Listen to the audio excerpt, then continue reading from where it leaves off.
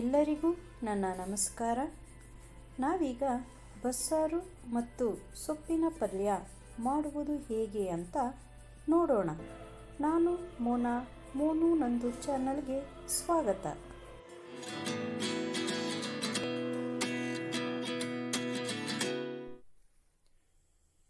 ನಾನು ಕುಕ್ಕರ್ನಲ್ಲಿ 1 ಕಟ್ ಕೀರೆ ಸೊಪ್ಪು, 100 ಗ್ರಾಂ ತಗಣಿಕಾಳು ಮತ್ತು 2 ಟೊಮೊಟೊವನ್ನು ನೀರು ಹಾಕಿ 3 ವಿಸಲ್ ಕೂಗಿಸಿಕೊಂಡಿದ್ದೇನೆ. ಮಸಾಲೆ ರುಬ್ಬಿಕೊಳ್ಳಲು ನಾನಿಲ್ಲಿ 1 ಹಿಡಿ ತೆಂಗಿನಕಾಯಿ, ಜೀರಿಗೆ 1/2 ಸ್ಪೂನ್, ಮೆಣಸು 1 ಸ್ಪೂನ್, ಬೆಳ್ಳುಳ್ಳಿ 1 ಗೆಡ್ಡೆ, 5 ಒಣಮೆಣಸಿನಕಾಯಿ, ಕೊತ್ತಂಬರಿ ಸೊಪ್ಪು ಸ್ವಲ್ಪ, ಹುಣಸೆ ಹಣ್ಣು 1 ನಿಂಬೆ ಹಣ್ಣಿನ ಗಾತ್ರ. ಇವೆಲ್ಲವನ್ನು 1 ಸ್ಪೂನ್ ಎಣ್ಣೆ ಹಾಕಿ ಹುರಿದುಕೊಳ್ಳಿ.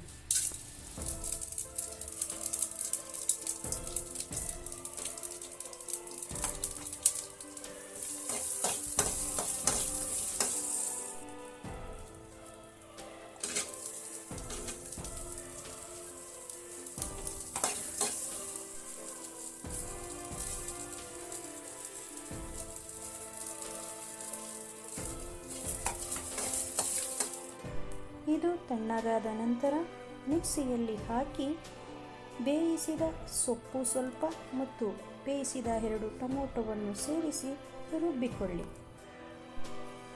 ಒಂದು ಪಾತ್ರೆಯಲ್ಲಿ 1 ಸ್ಪೂನ್ ಎಣ್ಣೆ ಹಾಕಿ ಸಾಸಿವೆ ಮತ್ತು ಕರಿಬೇವಿನ ಸೊಪ್ಪಿನ ಒಗ್ಗರಣೆ ಮಾಡಿ ಇದರಲ್ಲಿ ರುಬ್ಬಿದ ಮಸಾಲೆಯನ್ನು ಹಾಕಿ.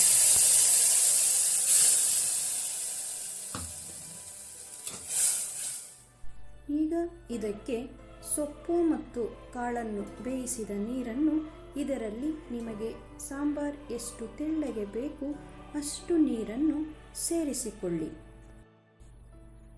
3 ಟೇಬಲ್ ಸ್ಪೂನ್ ಸಾಂಬಾರ್ ಪುಡಿಯನ್ನು ಹಾಕಿ ರುಚಿಗೆ ತಕ್ಕಷ್ಟು ಉಪ್ಪನ್ನು ಸೇರಿಸಿ.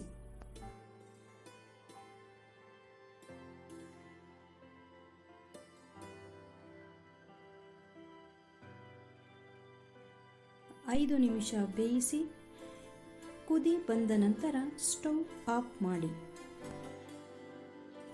ಈಗ ಸೊಪ್ಪಿನ ಪಲ್ಯ ಮಾಡೋಣ.